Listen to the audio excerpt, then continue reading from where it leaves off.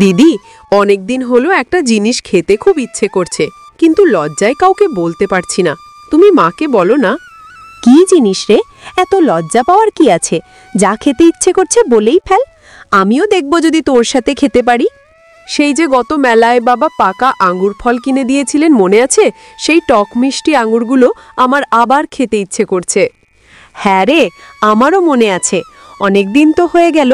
চল তুই মাকে বল, দুজনে মিলে মাকে বায়না ধরব। আমার তো মাকে বলতে ভয় করছে। তুমি না হয় ভালো করে বুঝিয়ে বলো। আমার মনে হয় মা তোমার কথা শুনবেন। আচ্ছা ঠিক আছে, আমি মাকে এখনই বলছি। তুই চল আমার সঙ্গে, দুজনে মিলে মাকে বায়না ধরব। না, তুমি একা যাও। তুমি যদি মাকে বোঝাতে পারো তবেই আমি আসব। আমি পেছনে দাঁড়িয়ে শুনি।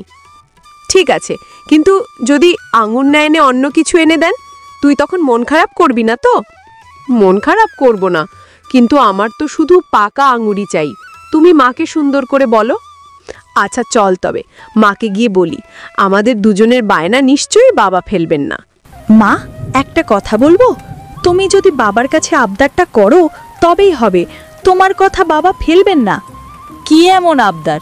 দেখছিস তো বাইরে বৃষ্টি কি জোরে পড়ছে। এখন বাজারে যাওয়ার কথা ভাবাও যায় না। ছোট বোনটার খুব মন খারাপ। ও অনেক দিন ধরে পাকা আঙুর ফল খেতে চাইছে। এই শীতে ওকে একবার ফলটা এনে দাও না। আঙুর? এখন এই বৃষ্টির দিনে কোথায় আঙুর পাবে তোর বাবা? ভালো পাকা ফল এখন বাজারে নাও থাকতে পারে। বাবা তো সব সময় বলেন চেষ্টা করলে নাকি সবই পাওয়া যায়। তুমি একবার বাবাকে বলে দেখো মা। ঠিক আছে, তোর যখন এত ইচ্ছে তখন তোর বাবাকে বলবো। তবে যদি না পায় মন খারাপ করিস না। মন খারাপ করব না, কিন্তু এই বৃষ্টির দিনগুলোতে সামান্য একটু ফল খেতে পারলে ওর খুব আনন্দ হবে। হ্যাঁ, আমি বুঝতে পারছি। তবে দেখিস তো তোর বাবা এখন বাড়িতে নেই। এলে পরে তাকে সব বলবো। বাবা এলেই তুমি তাড়াতাড়ি বলবে, বেশি দেরি হলে আবার বাজার বন্ধ হয়ে যেতে পারে।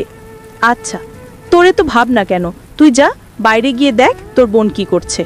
শুনছো, বাচ্চারা একটা জিনিস খেতে খুব বায়না করছে। তুমি যদি একবার চেষ্টা করে এনে দিতে পারতে। ওরা দুজনেই খুব আশা করে আছে তোমার ওপর। কি এমন বায়না? এখন তো বাইরে অঝরে বৃষ্টি পড়ছে। এই ভিজে ভিজে তো বের হওয়া অসম্ভব। এই ঠান্ডা লাগলে কাল কাজে যেতে পারবো না। ছোট মেয়েটা তোমার হাতের পাকা আঙুর ফল খেতে চেয়েছে। অনেক দিন হলো কেনা হয়নি। ওকে দেখলে খুব কষ্ট হচ্ছে। তুমি অন্তত একবার বাজারে খোঁজ নাও। আঙুর? এই বৃষ্টির দিনে এই অসময়ে আঙুর ফল কোথায় পাবো? সব ফলওয়ালা তো দোকান বন্ধ করে দিয়েছে এতক্ষণে। এই সময় ফল পাওয়া তো ভাগ্যের ব্যাপার। তুমি তো সব সময় বলো তুমি চেষ্টা করলে সবই পারো। ওরা দুজনেই খুব আশা করে আছে। তুমি ছাড়া ওদের আর কে আছে বলো?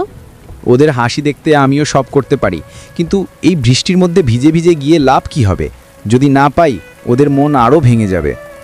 একবার বাজারে খোঁজ নিয়ে দেখো না, হয়তো কোনো বড় দোকানে এখনো ফল পেতে পারো। আমাদের তো আর কিচ্ছু করার নেই। ঠিক আছে, বাচ্চাদের মন ভাঙতে দেব না। একটা ছাতা আর রেইনকোট দে, আমি যাচ্ছি। ওদের সামান্য একটা বায়না পূরণ করতে না পারলে কেমন বাবা আমি? সাবধানে যেও। যদি না পাও চিন্তা করো না, আর ভিজে গেলে শরীর খারাপ হবে। তুমি ফিরে এলেই আমাদের শান্তি। বাচ্চাদের সামান্য একটা ফল এনে দিতে না পারলে আমি কেমন বাবা? আমি যাবই, ভগবানের নাম নিয়ে বেরোচ্ছি। এরপর নীরেন বাচ্চাদের বায়না মেটানোর জন্য বৃষ্টিতে ভিজে বাজারে গেল। জহর ভাই, ও জহর ভাই, এই যে দেখুন তো আপনার কাছে পাকা আঙ্গুর ফল আছে কিনা। এই বৃষ্টির দিনে ভিজে এসেছি, আমার জীবন বাঁচান ভাই। আরে নীরেন দাদা, আপনি এই দুর্যোগে কি দরকার বলুন তো? আঙুর তো শেষ হয়ে গেছে, এখন শুধু কলা আর পেঁপে আছে। আপনি এত ভিজে এসেছেন। শেষ হয়ে গেছে? আমার ছোট মেয়েটা আঙুরের জন্য খুব বায়না করেছে। প্লিজ ভাই, দেখুন না কোথাও একটা লুকিয়ে আছে কিনা। ওর মন খারাপ দেখলে সহ্য হবে না। আহারে, বাচ্চাদের বায়না তো মেটাতেই হয়। আচ্ছা দাঁড়ান খুঁজি। এই দেখুন, শেষ একটা ঝুড়ি আছে, কিন্তু দামটা একটু বেশি পড়লে। দাম নিয়ে চিন্তা নেই, আগে বলুন ফলটা তাজা আছে তো। আমার মেয়েটা একটুও বাসি ফল পছন্দ করে না। যদি বাসি হয় আমার সব কষ্ট বৃথা। আরে দাদা, একদম টাটকা। এই আঙুর ফলগুলো এইমাত্র ঢাকা থেকে এসেছে, কিন্তু এত বৃষ্টিতে মাল আনাতে খরচ বেড়েছে, তাই দামটা না বাড়ালে পোষাবে না। কত দাম? একটু কম রাখুন না। বন্ধুর জন্য তো কিছু ছাড় দিতে পারেন। এত বৃষ্টিতে আমি ভিজে এসেছি, আপনি তো আমার বহুদিনের পরিচিত। আপনার মুখ দেখেই তো অর্ধেক দাম ছেড়ে দিলাম। এই নিন 1 কেজি নিন আপনার মেয়ের জন্য। আপনি আর দেরি করবেন না। অনেক ধন্যবাদ ভাই, আপনি আমার আজকে দিনটা সার্থক করে দিলেন। আপনি একজন রত্ন। আপনার এই উপকার আমি মনে রাখব। যান, তাড়াতাড়ি বাড়ি যান। এই বৃষ্টির দিনে আর ভিজে কাজ নেই। আপনার মেয়ে খুশি হলেই হলো। ঈশ্বর আপনাদের মঙ্গল করুন। অনেক দামাদামি করে আঙুল ফল কিনে নীরেন বাড়িতে ফিরে আসলো। কি গো, কি এনেছো? এই বৃষ্টির দিনে এত ভিজেছো? আগে জামা কাপড় বদলাও। ফল পেয়েছো তো?